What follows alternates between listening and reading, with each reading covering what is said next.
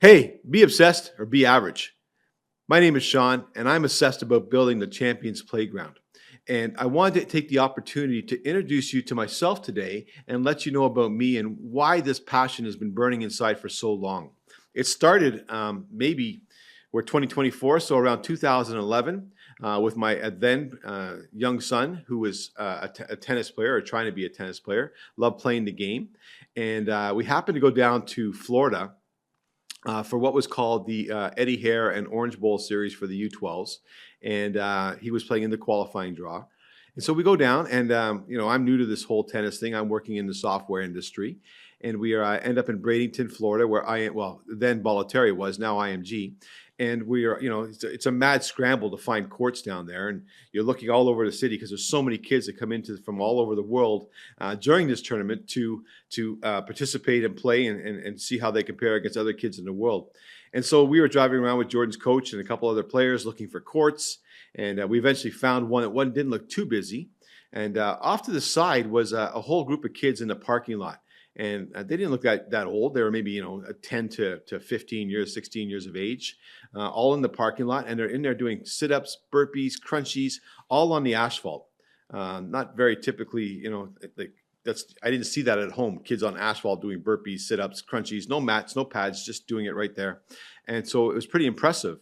And I happened to walk over, and it was part of the at the time it was part of the Russian delegation. So the association had sent kids over to compete at Eddie Hare, Orange Bowl, America's Cup back then. And so they were in the parking lot. They were just warming up and practicing and training in the parking lot on the asphalt. And my son asked who were they, and I told him.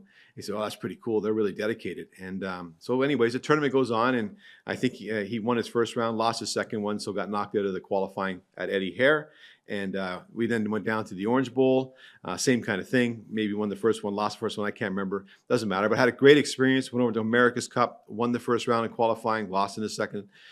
So great time. Loved it. He came home with his eyes this big, and he looked at me. He goes, "Dad." He goes, "I want to be like those kids in the parking lot. I want to train like that. I want to be like that." So his obsession for the game was taking over at that point in time. So it was pretty cool. So I said, "Well, great." And being a father, and I was busy selling software and working for a company here in Ottawa and enjoying my career, making money. I'm like, that's great. And so, as a dad, you're like, okay. But it was kind of in the back of my head, but nothing major. And so one day we're at practice, and I was sitting in the trailer. They had a trailer outside the bubble, and I'm sitting in the trailer doing my work. And a friend of Jordan's, his dad comes in and sits down. And I'm like, "Hey, how's it going?" And we start talking, right? And he goes, "Hey, listen, have you ever heard of this guy, Heath Waters?" I said, "No." He goes, "Well, your son seems like he's very passionate about the game. Maybe you should reach out and talk to him." So I'm like, "Okay, well, I'll see. Thank you very much." We had a great conversation, and off he went, off I went. And so, but that evening, I got on my computer and I looked up this Heath Waters guy, and I found an email address on his website. He was one of the first coaches that had those coaching websites. I think it was Virtual Tennis. Unbelievable site, by the way. Even back in the day, was what he had done was awesome. And so I went on the site and I'm digging through and I find his email address and I email him and say, "Hey, would you happen to take a look at my son?" And a day or so later, I get an email back going and say, "Hey, listen, thanks. I'm really busy. Can't do it right now, but keep in touch." I'm like, "Okay, fine, whatever." So I don't think much of it. The Wednesday comes by and I get an email or a phone call and it's Coach Heath. And he says, "Hey, listen, I've had a cancellation in Atlanta. Do you want to fly down this weekend and I'll take a work with your kid?" I'm like, "Sure." And he goes, "It's $250 an hour, 8 hours, $3,000. Okay, whatever. So I said, "Yes, I'm in." So we get on a plane. I book a plane. We fly down to Atlanta. And we get out there, and he's practicing with my son. And, my son, even from a young age, could always serve okay. And so they do a serve drill at the beginning, and it's a game. You just got to win at love or whatever the case may be. I don't think there was any targets. He just had to get in the box, win at love. So that goes pretty quick. And then he allowed me to stand on court with him, so I'm standing there. It's kind of cool to be sitting beside an ATP Tour coach, and he's working Jordan, and that drill's over, and he pulls out a ball machine, and he puts it at the end, and he goes, "Okay, make the ball land. I'm going to shoot the ball over, and it's going to land here, and then you're going to make it land here, and it's got to go 5 feet up the back of the fence." So he goes, "And that's the standard. And you got to get 10 in a row." So I'm like, "Okay, well, that's cool, right?" And so the machine goes, and this is a 2-hour lesson. We're probably 25 minutes in. The machine goes, and here we go. 1, 2, miss. 1, miss. 1, 2, miss. 1, 2, 3, miss. So you get the idea, right? We go through this for 2 hours, and he doesn't get it. And it's had to be 120 degrees, and they don't call it hot Atlanta for no reason.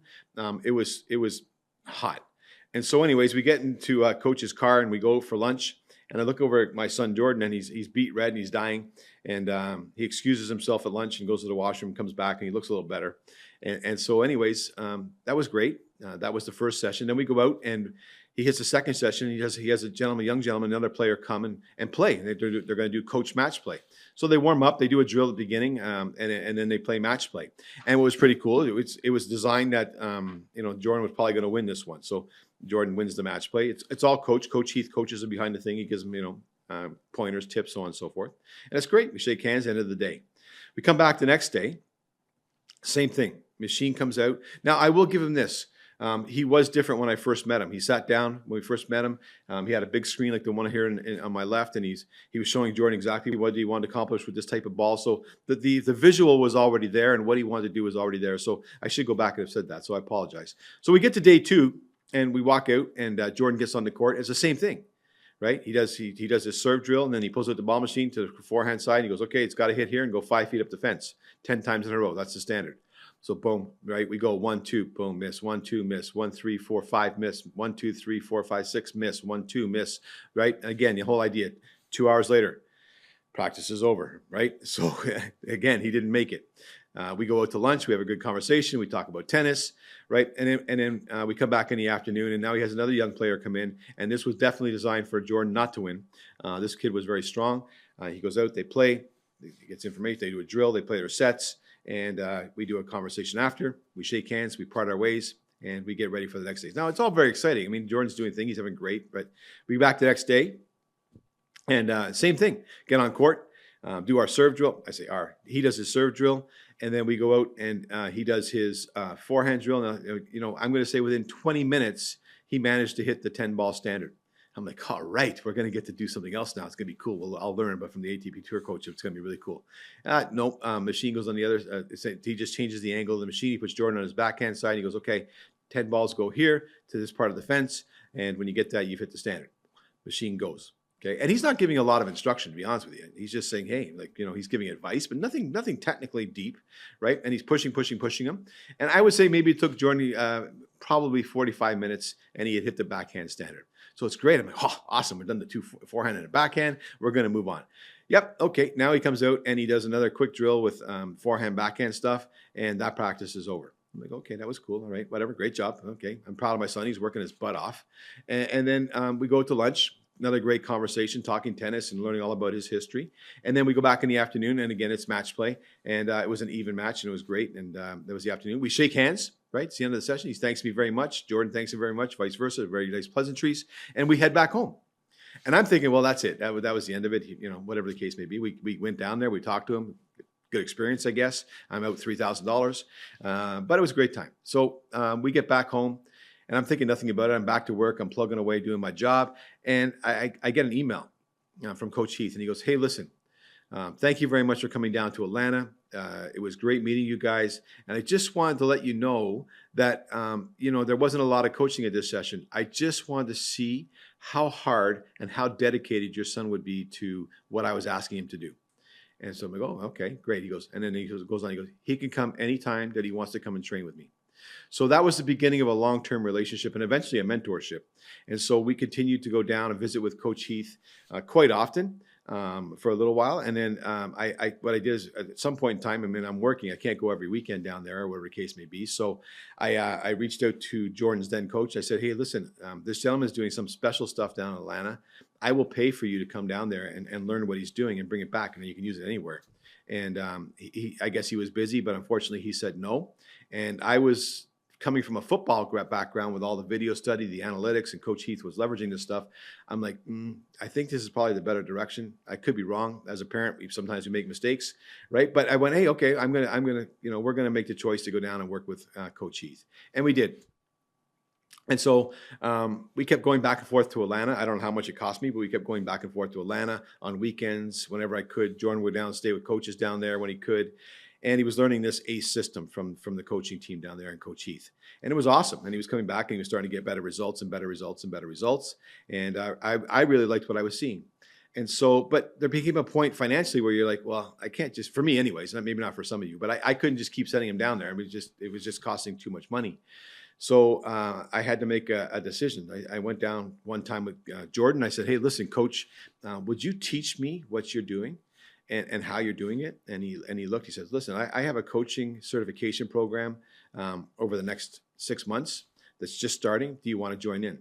And I said yes, and I signed up, and I'm in, and I paid my money to become part of the ACE team. Now, remember, I'm a recreational tennis player at best, right? And so I did play high level football, high level baseball, high level hockey, all the way through my life. So I'm a great athlete, but I had no real inkling on how to coach the game of tennis. So I joined all these guys, and you got like Bud and Tom, and Tom's played against Sampras, and Bud's played against McEnroe, and been at, I think he was top 50 in the world.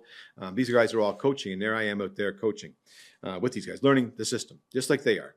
And so I go through the process. And what was cool, because every time I went down for my clinic or my camp, Jordan would come and train with the kids during the week, and I would do the camp on the weekend or clinic on the weekend. And this went on for about 6 months, and maybe even longer, because I think I did some extra sessions. And then I asked him, could I follow him when he's coaching tournaments and doing all this stuff, and he was kind enough to say yes. So I basically just got immersed in the ACE system and learned all I could from Coach Heath while he was doing this. So it was amazing. It was an amazing experience. I met some great friends like Coach Tom and I. Coach Tom is involved with this project. We're working together. We said, it's any time that we can work together and find a way to do so, let's do so as ACE coaches. And so this project is one of them. And so it was an amazing experience. And when I got back, I looked at my wife and said, listen, we have some savings. It's not a ton, but I think I can, pull this off for a couple of years, and I'm going to quit my job, and I'm just going to coach Jordan, because I didn't want him going down to an academy in the U.S. and we'd missed that time with him. So I said, I'm going to coach him. And so I knocked on the door at one of the clubs here in the Ottawa area, and I said, do you mind if I coach my son, if I just rent the court 4 hours a day, and I'm going to work my son? And they were kind enough to allow me to do that, and I'm forever grateful to that team and that location. And so thank you, gentlemen. And so we started practicing, and again, Jordan kept getting better and better. And then one day, a young lad from the program there came over and said, hey, do you mind if I hit with you guys? And of course, I'm like, I don't care. Yeah, go ahead. And so he hit away, and it was great. And they became good friends eventually, but I think they're still best friends. And so then what happened is that one day, and I don't know how this, well, I kind of do. All of a sudden, Jordan's becoming friends with the better players in the city. We have a couple kids that want to join the program. It's not even a program; it's just me and my son. So I don't know why I call it a program yet. But they want to hit with us. They want to play with us. They want to train in the ACE system. And I'm kind of like hesitant because it's not my courts. But one day, anyways, all the kids were in hitting, and I said, well, okay. I had a court of 4 national level players on one side. I had a court in the middle, and on the other side, I had another court of 4 national level players all playing. Juniors between the U12 and U16, and they're all playing. They're running drills, and I'm running back and forth court to court just to keep, they're kids. I'm keeping them organized, right? And so they're doing their thing, and they're having a great time. Well, the middle court was the head pro of the program that was there, and I got a phone call that night asking me to no longer be there because now it was no longer me, and completely fair. I knew where this program was going or where I was going to take this now. I needed courts. So they kicked me out, and I've never held a grudge against them. I thought I understood. I knew, it's their facility and it's their programming. They don't want someone else in there competing. I think I would have hired me, but that's besides the point. It's okay. So anyways, I get kicked out. I call another facility, and I said, hey, listen, do you mind if I rent, I now have 4, 5, 6 kids with me. I said, do you mind if I rent courts for 4 hours a day? 1 or 2 courts, that's it. Whatever's empty, I'll take whatever you got. And they were, again, kind enough to say yes. So I went into that facility, and you could tell the coaches there, their noses were out of place. And it was never very welcoming from that side, but we did, over time, become friends. And that was great. And we were in the wintertime, we'd rent our 2 courts, and we'd be there, from, 10 to 12, and then 2 to 4, or whatever the case may be, and it was great. And I can't remember the exact details. But in the summertime, we'd have so many kids that wanted to come trade with us. Their bubbles came down, and there was 8 outdoor courts then, and we would literally have 6 or 7 of them filled with kids. We just run an amazing program. So their little kids camp would come on, and then we'd put the performance team on. Then we'd come off. Our team would do fitness or whatever the case may be, and then their little camp kids would come on, and then our performance team would come on, and then we would do our stretching and meditation or whatever the system was at the time. So it was pretty cool, and it was great, and it worked out great. And then but all those kids that came in the summertime wanted to stay. So it became very, very hard to figure that part out and not have the course to do so.